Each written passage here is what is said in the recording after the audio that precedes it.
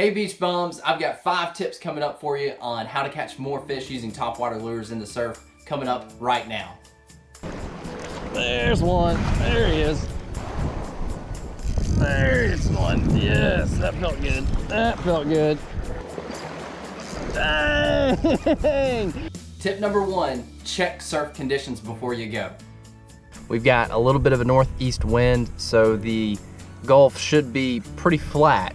When you're planning on using topwater lures in the surf, you always want to make sure that the surf conditions are going to be conducive for that. Doesn't mean you can't go fishing, obviously, you can do other approaches. But what I always like to look for, and I'm on the north central Gulf Coast, is a north wind. Anytime there's a north wind, typically it's going to be pretty calm and you can get the proper action out of the lures that you're going to be using. The tool that I use to check the surf conditions is swellinfo.com.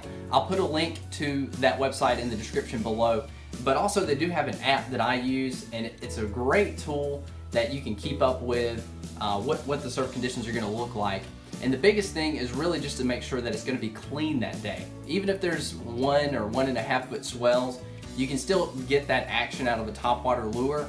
The most important thing is really that north wind just flattening out that water, because anytime you have any side shore texture or anything like that, it's really going to be difficult to get the right action out of that topwater lure. Again, doesn't mean you can't go fishing. You can use other lures. You can use maybe some bottom fishing techniques, but for that topwater fishing, you may just want to go with a different plan that day.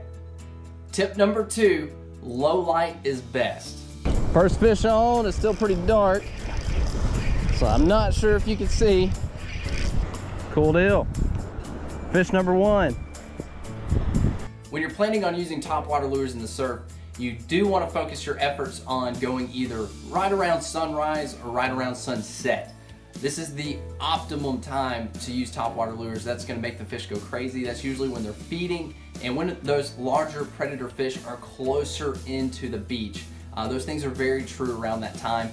That's when you're going to want to focus your efforts, and that's when you're going to maximize your chances of getting those topwater blow-ups. Tip number 3, look for bait.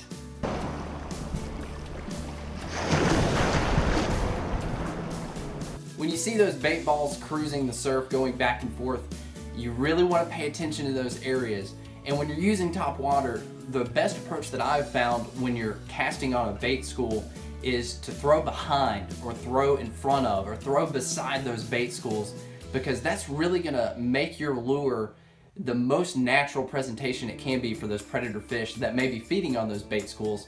Because what that looks like, what your bait looks like, is an injured bait fish that maybe is separated from that school. That's going to be an easy meal and an easy target for these predator fish to pick off. So try to avoid throwing right on top of the bait school. That's usually our natural reaction when we see that. We want to throw right at it and right in the action. But if you can focus your efforts on the edges, it's really going to maximize your chances. Tip number 4, follow the birds.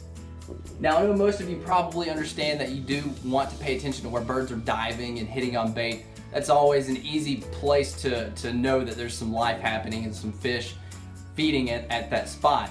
But something else when you are surf fishing that you do want to pay attention to is, where are the birds on the shore? Where are they at? Because if you pay attention to that, usually they're feeding on the small little clam-like shells that are right in the surf. I'm not sure what those are called. And also the sand fleas. And if they're feeding on that, sometimes, and in most cases, there's going to be some fish right there next to them or right off of the beach feeding on those things as well. So what you're wanting to look for is where's life taking place. And when you are surf fishing, this is very important, because we're not fishing on structure. We're not nothing like a rock pile or a barge or anything like that. So you want to make sure you are paying attention to where that life is happening, and throw in those areas and go to those areas, not just right off the front of the beach or walking straight out. That's what I see most people doing when they first start surf fishing, is just walking straight on the beach, which is okay. You might still catch fish, but we want to maximize those chances and go to the places where we think the fish most likely will be. Our final tip number 5, maximize your time casting. The first thing you can do is pre-tie before you go out. Go ahead and tie everything up. I'm sure most of you will do that. But something that I do, because what I understand when I am using topwater lures, is once I get out there, there's a really good chance I'm gonna run into some ladyfish and some bluefish, and they will mess up your leader. They will fray your leader pretty quick. So something that I like to do to reduce the amount of time that I'm spending tying lures is I do tie extra long leader. If you think you may only need 2 foot, tie 2.5, or maybe even 3. I know that may seem a little long, but what you can do is you can trim off the fray as those fish continue to hit your lure and fray that line. And that's less for you to tie once you're out there, and that can give you more time throwing and casting and give you a better chance of hooking up on some fish.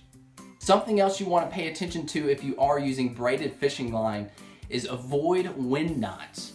This is a big thing that a lot of people struggle with, especially when they first start using braid. I got wind knots all of the time. I'm going to show you a clip of what I do when I cast every time when I'm using braid.